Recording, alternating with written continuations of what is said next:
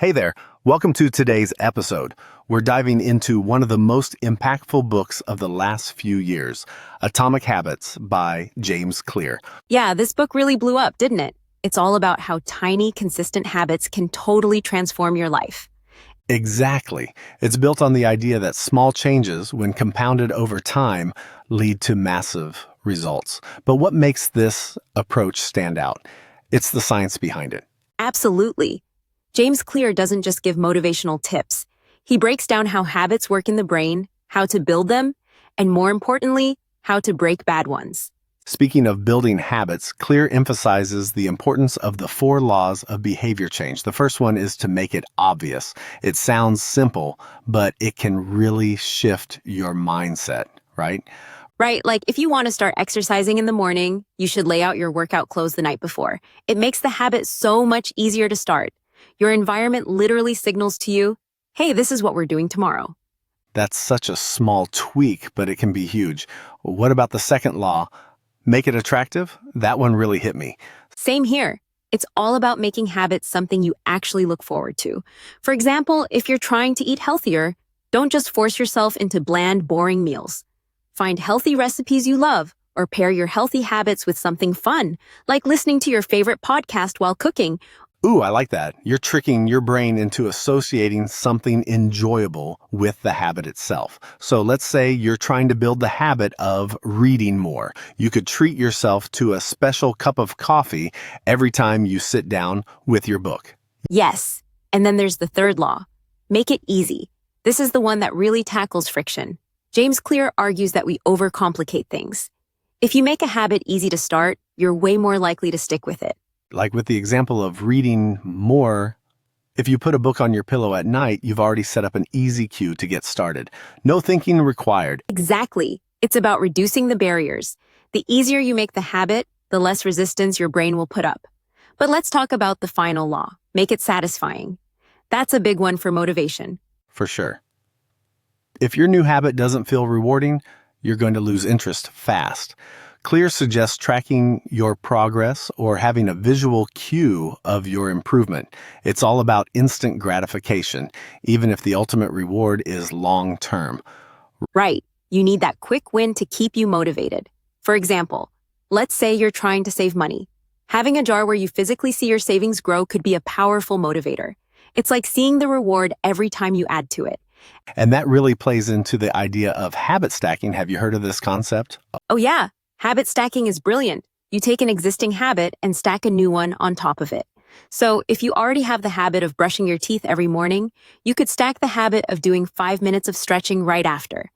It's a clever way to piggyback on something that's already automatic in your routine. You don't have to think about it. Just add something small to what you're already doing.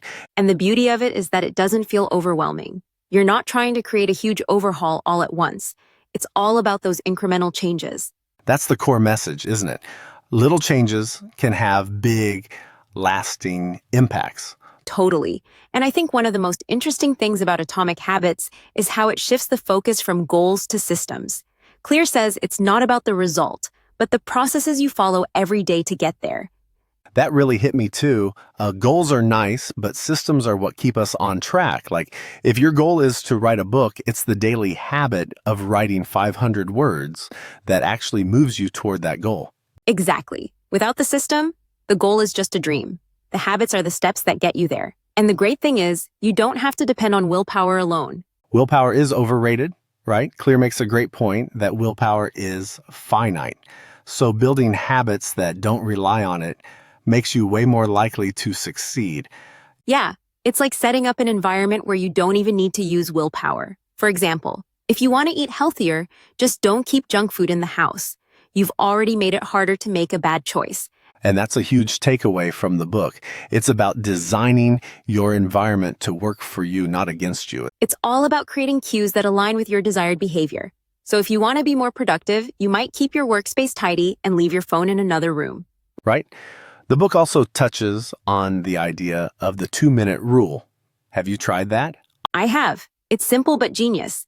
If a new habit takes less than 2 minutes to start, then just do it. Want to read more? Start with 2 minutes a day. Over time, that builds into something much bigger. It's a great way to lower the barrier to starting a new habit. Plus, it removes the excuse of, I don't have time. Exactly. You don't need hours. It's the consistency that matters, not the length of time you spend on a habit. And that's what makes Atomic Habits so practical. It doesn't demand drastic changes or perfection. It's all about making tiny adjustments that compound. Right. It's the compounding effect that makes those small actions so powerful.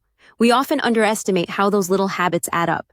So, wrapping this up, what's your key takeaway from the book? For me, it's the idea that small habits, when done consistently, are the real drivers of long-term success. Focus on the process, not just the outcome. I'm with you on that. Building good systems really sets you up for success, and it's way more sustainable in the long run. Absolutely. Well, I think we've covered a lot of ground today. Hopefully, listeners can start thinking about their own habits and how to apply these principles. Yeah, and if you're struggling with building or breaking habits, don't worry. It's a journey. Keep it small, keep it consistent, and you'll get there. Thanks for tuning in, everyone. We hope you found this conversation as inspiring as we did. See you next time. Bye.